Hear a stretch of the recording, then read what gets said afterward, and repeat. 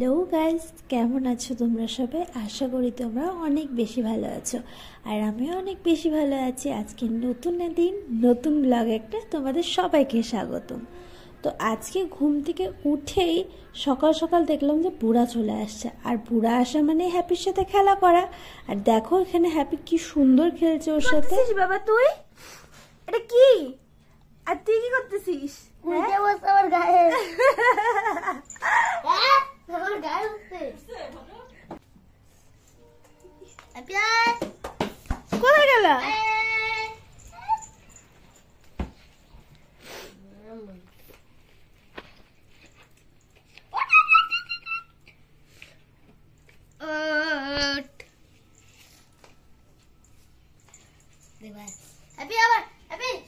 আচ্ছা আচ্ছা আচ্ছা আচ্ছা আচ্ছা আচ্ছা।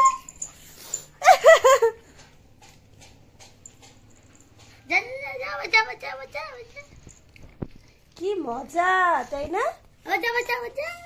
কি মজা। আসো আসো আসো আসো আসো আসো আসো আসো। কি খেলা সারাদিন এভাবে চলতে থাকবে, সেটা তো দেখলে আমার হবে না। হ্যাপি যেহেতু একদম একটার মধ্যে খাওয়া দাওয়া করেও দুপুরে, তো ওর ভাতটা না তাড়াতাড়ি আমরা বসায় দিই। ওর ভাতটা যেহেতু অল্প, হতেও একটু টাইম লাগে। এখানে চাল আর একটুখানি মুসুরির ডাল আর পটল আর মিষ্টি আলু সিদ্ধ আজকে করব। আর তার সাথে ওর সব থেকে ফেভারিট ডিম সিদ্ধ। ডিম সিদ্ধ হলে কিন্তু ওর আর কিচ্ছু লাগে না। নিরামিষ ভাতও খুব ভালো খায় ও, কোনো খাওয়া নিয়েই সমস্যা করে না, কিন্তু ডিম দিলে আরও বেশি ভালো খায়। আর এখানে দেখো আমার না কতগুলো ডেলিভারি চলে এসেছে।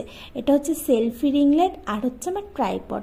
আসলে কয়েকদিন থেকে না আমি ভিডিও করছি, কিন্তু ভিডিও করতে খুব অসুবিধা হচ্ছে। কারণ হচ্ছে আমার না ট্রাইপডটা ভেঙে গেছে, আর ট্রাইপড ছাড়া কিন্তু ভিডিও করতে সত্যি খুব অসুবিধা হয়।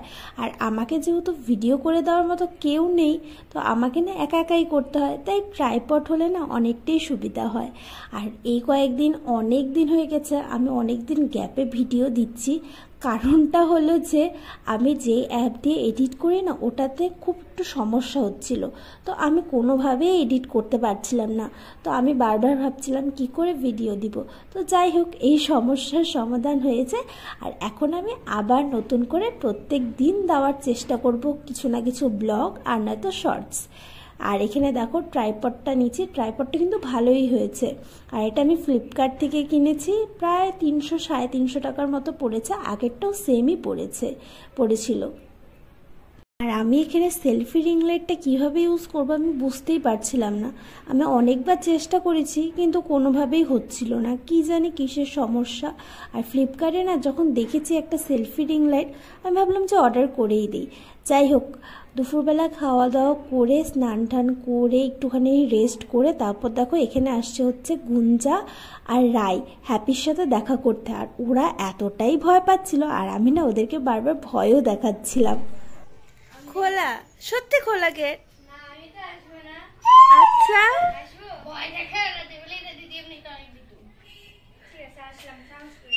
ঠিক আছে।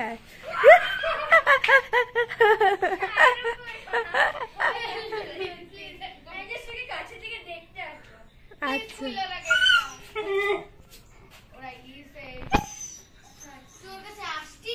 ঠিক আছে রে, খুলবো না, যা। আচ্ছা এখন এখন গ্রিলটা ভাঙ্গে বেরোবে ও। ভাগতেই পারবে না।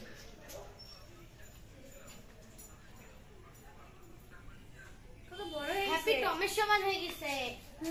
হ্যাঁ ওই যে ইসে তোর কি বলে, আরে তুমি জানতা দেবলেনা দিদি টম যে পাগল হয়ে গেছিল? কোন টম? ও তোদের বাড়ির, হ্যাঁ জানতাম। ওকে ধরে নিয়ে মাইরে দিছে, মাইরে ফেলায়। আর তারপর স্বপ্না চলে আসছে। স্বপ্না আসার পর আমাকে বলল যে চলো আমি একটুখানি হ্যাপিকে নিয়ে ঘুরাই নিয়ে আসে। আর হ্যাপি তো স্বপ্নাকে দেখলে একদম পাগল হয়ে যায়। আর এইদিকে আমি রেডি হতে গেছি, কারণ হচ্ছে আমি আজকে বেরোবো হচ্ছে হ্যাপিকে নিয়ে অনেক দিন পর। আর সত্যি কথা বলতে ও খুব বোর হয়ে গেছে বাড়িতে থাকতে থাকতে। আর আমি ডিসাইড করেছি আমি একাই যাব। আর একটু তো ভয় লাগছে সত্যি কথা বলতে, কারণ হচ্ছে আমি ওকে এখনো অবধি কোনো দিন একা নিয়ে কোনো দিনও বেরোইনি। কেউ না কেউ গেছে, হয় স্বপ্না নয় দিদি বা কেউ না কেউ গেছে, আর আজকে একা নিয়ে যাব। তো জ্যাম্মা তো খুবই ভয় পাচ্ছিল যে তুই পারবি না পারবি না। আমি বললাম যে ঠিকই পারবো, দেখো। আর এখানে না আমি ওর ক্যালসিয়াম হাড় আর হচ্ছে 3টা বিস্কুট নিয়ে নিয়েছি, যদি রাস্তায় খিদা পায়। জলও নিয়ে নিয়েছি, মানে একটা ছোট বাচ্চাকে নিয়ে গেলে তার যেমন খাবার জল নিয়ে যেতে হয়, ওকেও সেম, ওরও আমি জল খাবার নিয়ে গেছি, মানে ও আমার তো বাচ্চাই। তারপর এখানে আমার টোটো চলে আসছে, আর টোটো নিয়ে বেরোয় গেছি। আর সত্যি কথা বলতে ও এখন টোটো দেখলে এত খুশি হয়, ও জানে টোটো আসা মানেই যে আমরা কোথাও যাব। আর ও টোটোতে এসে এত চুপচাপ বসে আছে, মানে কি বলবো। এক মুহূর্তের জন্য আমিও ভাবছিলাম যে ওকে নিয়ে এসে না ভুলই করেছি, যদি কিছু হয়, মানে একা বুঝতেই পারছো। আর আমি সত্যি কথা বলতে এরকম অভ্যাস আমার আগে কোনোদিনও ছিল না। আর ও এতটাই চুপচাপ শান্ত হয়েছিল, মানে বলার মতো না। আর দেখো কথা বলতে বলতে চলে আসলাম প্যাড গ্রাউন্ড মাঠে। এখানে ভাবছিলাম যে ওকে একটু হাঁটাবো, তো এখান দিয়ে সামনে দিয়ে হাঁটিয়েছি, বেশি দূরে যায়নি, কারণ ওইদিকে না অনেকগুলো কুকুর ছিল, ওকে দেখে মানে চিৎকার করছিল। তারপর আসার সময় ভাবছি যে আমার খুব খিদা পেয়েছে, ও তো এখানে ওর ক্যালসিয়াম হাড়টা চিবাচ্ছিল, আর আমি এখানে চাইনিজ স্টেশন থেকে আমি আমার জন্য খাবার নিয়ে নিয়েছি। আর আস্তে আস্তে না প্রায় সন্ধ্যা হয়ে গেছিলো, অতটাও রাত হয় না, সন্ধ্যা হয়ে গেছিলো। আর আসার পর তো আমি সোজা চলে আসছি জ্যাম্মাদের ঘরে।